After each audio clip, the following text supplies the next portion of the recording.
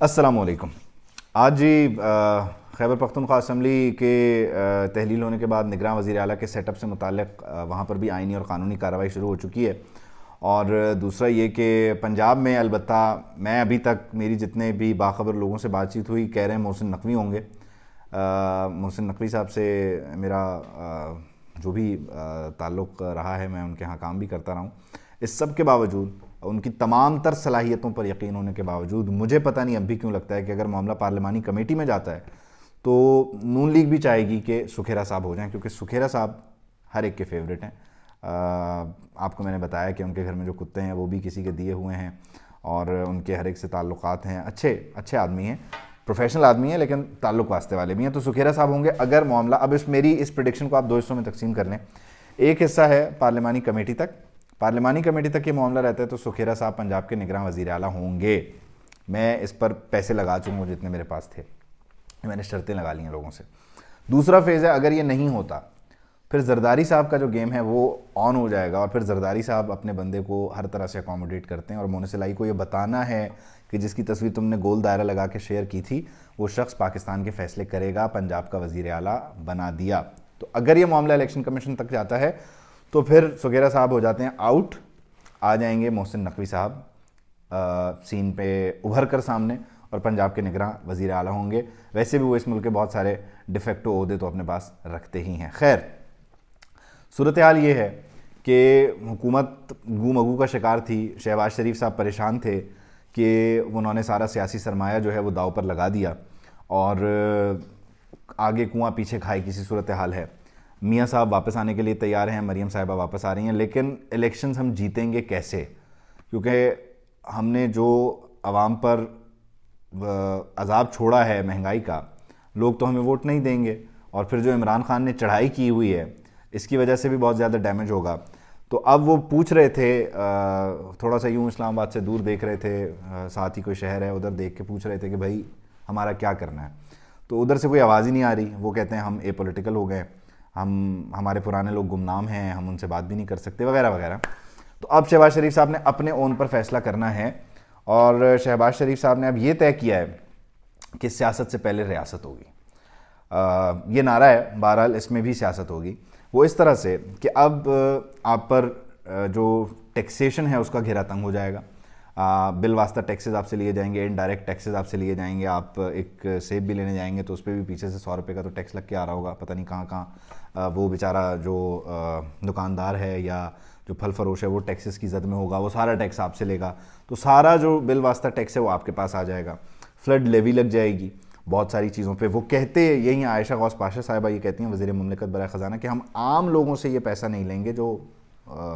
متوسط طبقہ ہے اس کو ہم اس کے گھیرے میں نہیں لائیں گے، البتہ جو صاحب ثروت ہیں، جو مالدار لوگ ہیں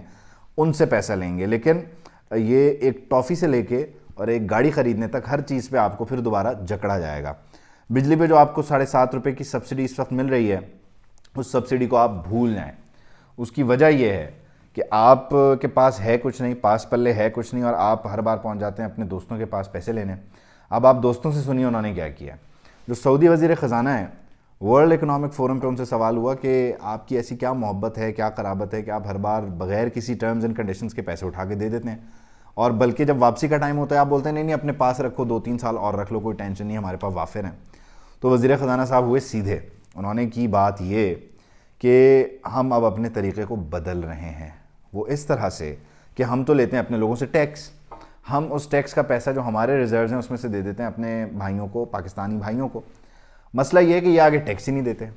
ان لوگوں نے ٹیکس نیٹ کو متاثر کیا ہوا ہے، یہ ان کی جو ریکوریز ہیں وہ سلو ہیں، وہ ہیں ہی نہیں۔ ہم اپنے ٹیکس کا پیسہ ان کو دیتے ہیں، اور اس کے بعد ہوتا یہ ہے کہ جناب یہ اگلی بار پھر ہمارے پاس آ جاتے ہیں اس پیسے سے لوگوں کو سبسڈیز دینے کے بعد۔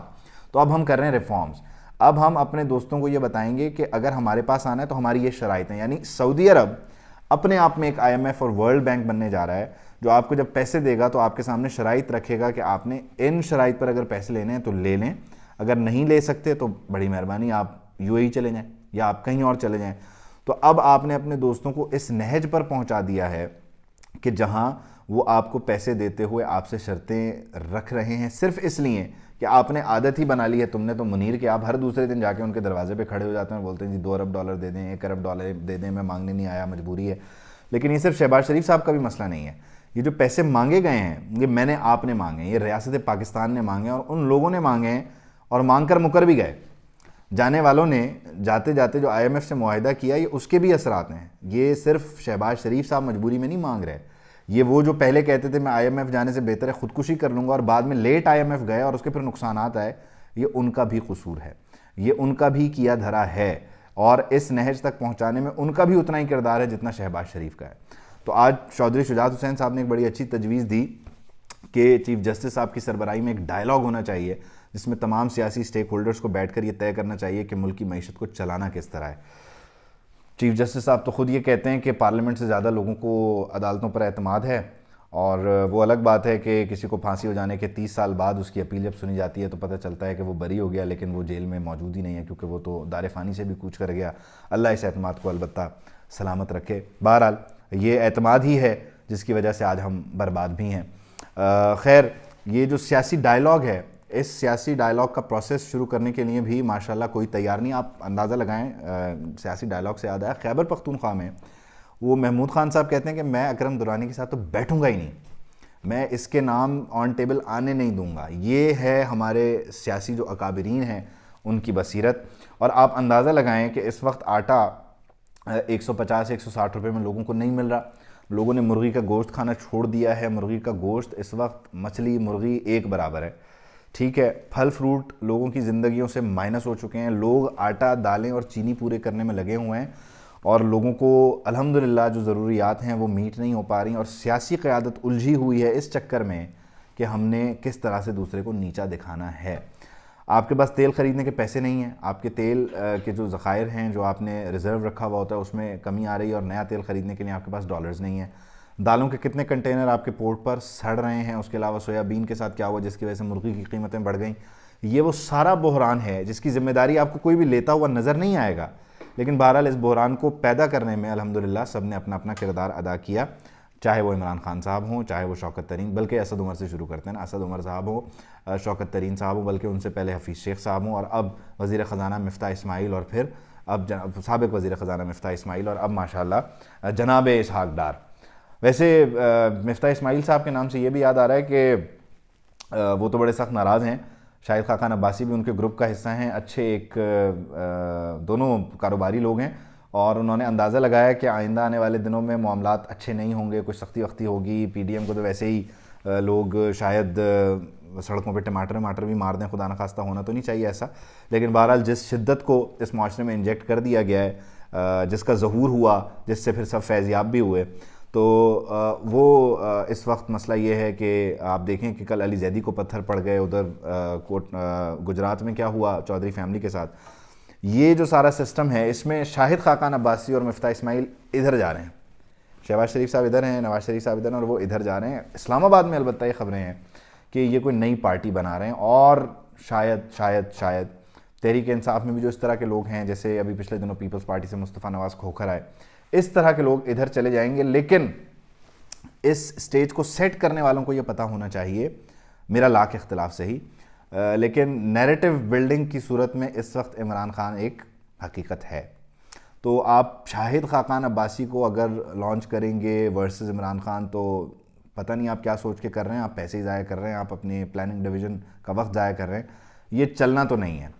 اگر آپ اسد عمر جیسے لمبے تڑنگے وزیر خزانہ جس کے پاس ایک پلان ہے، وہ 100 دن میں یہ کر دے گا، 100 دن میں وہ کر دے گا، اس کے مقابلے میں مفتاح اسماعیل کو اتار رہے ہیں جس نے کوکو میلن بھی 5 سے 3 کر دی ہے، نہیں چلے گا۔ مسئلہ یہ ہے کہ جو نیریٹو بلڈنگ ہے، اس وقت میں اس دن سن رہا تھا جی احسن اقبال صاحب کو شاہ زیب صاحب کے شو میں، وہ کہتے ہیں آپ یہ دیکھیں کہ عمران خان 1 گھنٹے کی تقریر کرتا ہے، اس پہ 2 گھنٹے کی ٹرانسمیشنز ہوتی ہیں، سوشل میڈیا پہ عمران خان ہے، یہ ہے وہ ہے، تو الیکشن تو نیریٹو کی گیم ہے، اور عمران خان کا نیریٹو اس وقت پاپولر ہے، وہ بک رہا ہے، لوگ سن رہے ہیں، اس کے علاوہ کسی کو نیریٹو بلڈ کرنے کی جو ہے وہ جگہ ہی نہیں دی جا رہی۔ یہ ہے وہ پوائنٹ جہاں پہ شکست تسلیم ہو گئی، اور یہ عمران خان کو بھی پتہ ہے کہ ان کے پاس ہے تو کچھ نہیں، انہوں نے صرف خواب ہی دکھانا ہے۔ وہ ایک تصویر ہی کافی تھی 2013 کے انتخابات میں، مجھے یاد ہے ہم زمانے طالب علمی میں تھے کہ قائد اعظم نے عمران خان کے کندھے پہ ہاتھ رکھا اور پوری قوم ٹرک کی بتی کے پیچھے لگ گئی۔ تو یہ صورتحال ہے جس میں جو تجربے کرنے والے ہیں انہیں تھوڑا غور کرنا چاہیے. کوئی عمران خان صاحب کے شایان شان کوئی مقابل میدان میں اتاریں, کیونکہ خان صاحب کو جس عروج پر, جس معراج پر پہنچا دیا گیا ہے, وہاں سے اب پہنچانے والے بھی واپس نہیں لا پا رہے ہیں, وہ بڑے پریشان ہیں. لیکن خان صاحب البتہ اپنا راستہ اسمبلیوں کی طرف لے رہے ہیں, اور خان صاحب کو کسی نے یہ گارنٹی ضرور کروا دی ہے پرویز الہی کی وساطت سے کہ آپ بے فکر ہو جائیں, گیم آپ کا تگڑا ہے اور آپ تیاری کریں, آپ اسمبلیوں میں آئیں, اس کے بعد دیکھیں کیا کرتے ہیں ہم شہباز شریف کے ساتھ. تو مجھے لگتا ہے شہباز شریف کے ساتھ کچھ ہو نہ ہو, عمران خان کے ساتھ ہاتھ ایک بار پھر ہوگا, کیونکہ خان صاحب معصوم آدمی ہیں اور ان کے ساتھ ہاتھ ہونا بنتا بھی ہے, کیونکہ انہوں نے جتنا ہاتھ کیا ہے اس کے بعد ان کے ساتھ اگر صرف ہاتھ ہو رہے ہیں تو یہ بھی وہ غنیمت جانیں. دوسرا, باقی آپ لوگ لڑیں, جو مرضی کریں, ہم پہ ٹیکس لگے گا ہم دیں گے, آپ لوگوں کو اس سے کیا.